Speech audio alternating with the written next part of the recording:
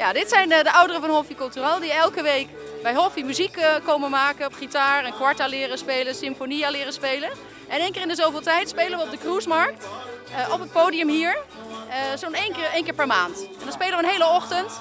En de ouderen vinden het geweldig. U ziet het, ze zijn helemaal in de mooiste kleren.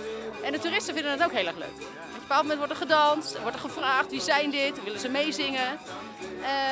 Het is een grote groep vandaag, daar ben ik heel blij mee. We proberen ook iedereen op te halen als het nodig is. Sommige mensen komen vanuit zorg en welzijn, met de busjes hier naartoe. Anderen gewoon privé, tantes, dochters, om hier te zijn.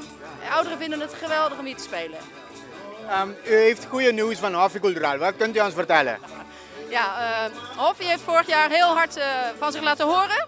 Op een sympathieke manier, denk ik. Want het dreigde niet goed te gaan, omdat er tekort aan financiering was om Hoffi Culturel open te houden. Er is natuurlijk wel iets nodig om de ouderen muziek te laten maken. Op de locatie en de leraren enzovoort. En gelukkig is daar gehoor aan gegeven en is er een verhoging van de subsidie geweest voor dit jaar.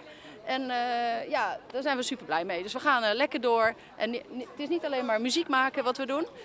Op verschillende plekken, hè, want we doen verschillende optredens. Maar we hebben ook een knutselochtend. We hebben ook een maatjesproject van Hoffi Culturel. Waarbij we omkijken naar kwetsbare ouderen die 1 op 1 een bezoekje krijgen van een vrijwilliger. Dat noemen we het maatjesproject, Compagnon het Graninan. En zo zijn er heel veel activiteiten. Deze activiteit wordt 1 keer per maand georganiseerd bij het Cruisemarkt. Maar is de bedoeling om meer keren te komen?